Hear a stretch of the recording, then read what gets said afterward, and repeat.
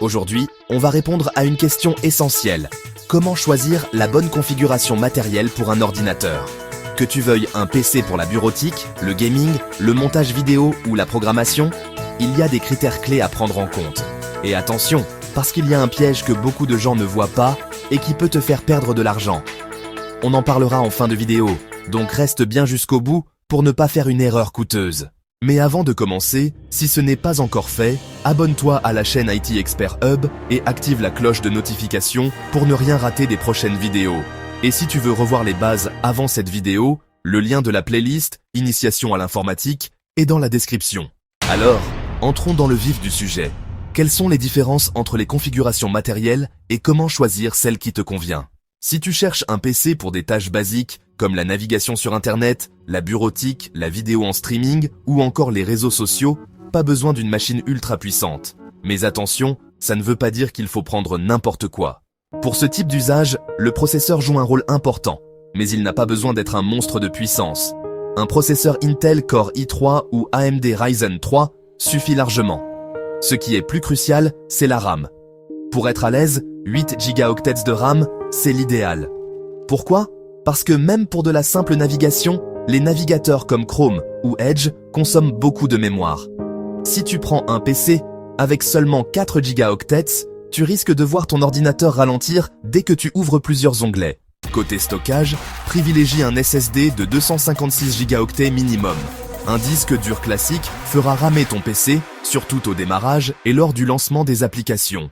Avec un SSD, ton PC s'allume en quelques secondes et tout est plus fluide. Et si tu as besoin de plus d'espace pour stocker des fichiers, tu peux toujours ajouter un disque dur externe.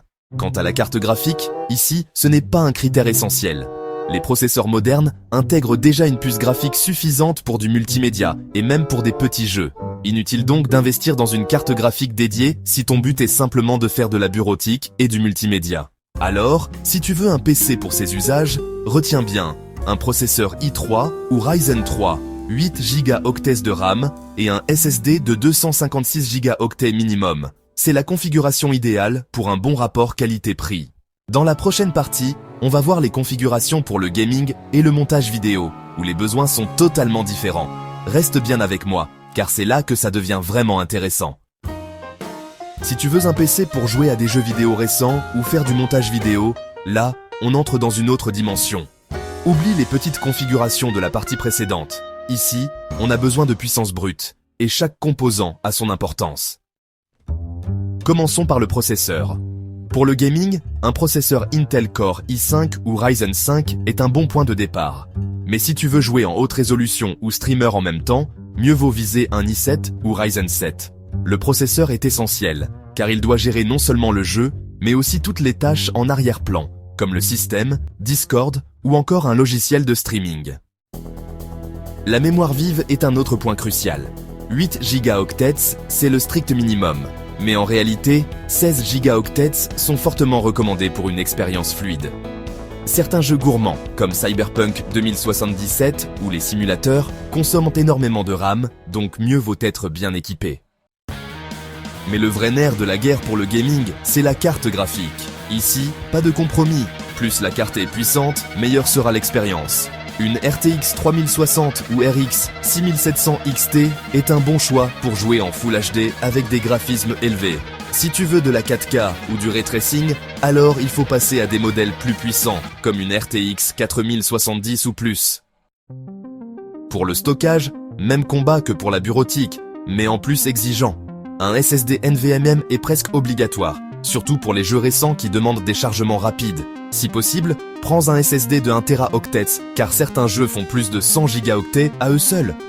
Tu peux aussi ajouter un disque dur classique pour stocker tes anciens jeux et fichiers volumineux. Maintenant, parlons des configurations pour le montage vidéo.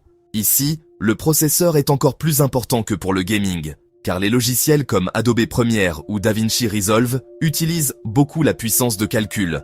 Un Core i7 ou Ryzen 7 est un bon point de départ. Mais si tu fais du montage 4K, mieux vaut passer directement à un i9 ou Ryzen 9.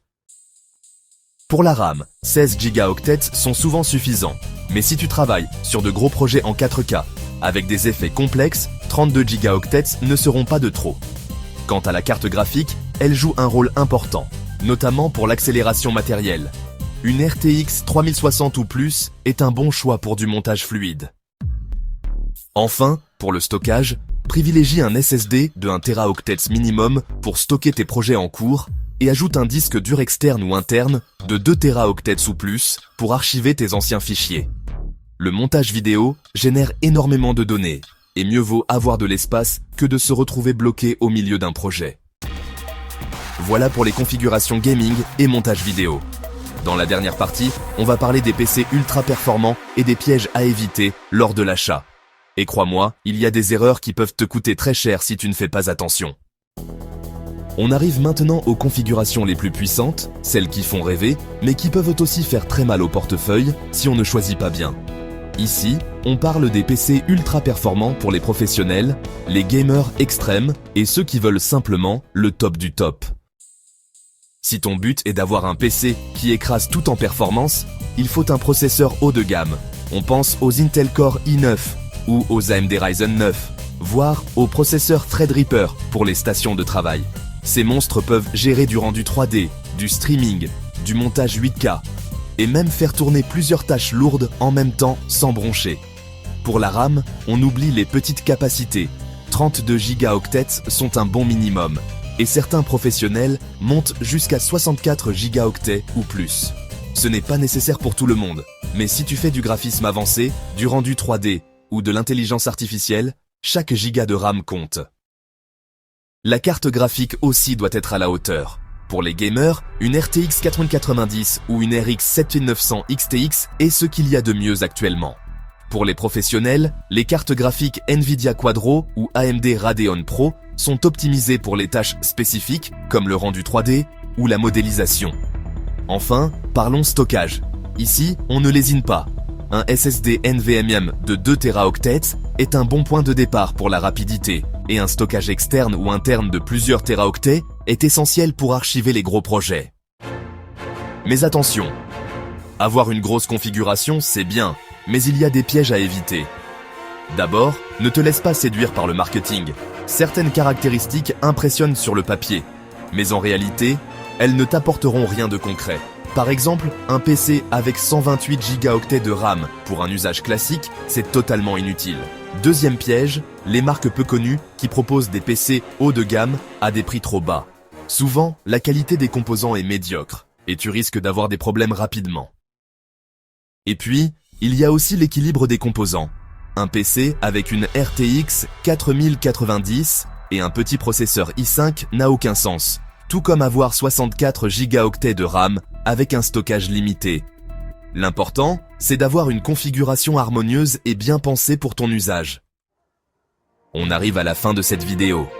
J'espère que tu as maintenant une meilleure idée de la configuration qu'il te faut, que ce soit pour la bureautique, le gaming ou le montage vidéo. N'oublie pas que tout dépend de ton usage et de ton budget, donc prends bien le temps de comparer avant d'acheter. Si tu veux revoir les points abordés, n'hésite pas à consulter la playlist de ce cours Initiation à l'informatique, dont le lien est en description. Tu y trouveras toutes les vidéos précédentes, y compris celles sur le matériel et les périphériques. Et comme d'habitude, si cette vidéo t'a aidé, pense à t'abonner à la chaîne IT Expert Hub et à activer la cloche pour ne pas rater les prochaines vidéos. Un petit like, ça fait toujours plaisir. Et surtout, n'hésite pas à poser tes questions en commentaire, j'y répondrai avec plaisir. Dans la prochaine vidéo, on va s'intéresser à un élément fondamental de tout ordinateur, le système d'exploitation. C'est lui qui permet à tous ses composants de fonctionner ensemble. Windows, Linux, macOS, comment ça marche? Quelle différence entre ces systèmes? On verra tout ça en détail, alors reste bien connecté.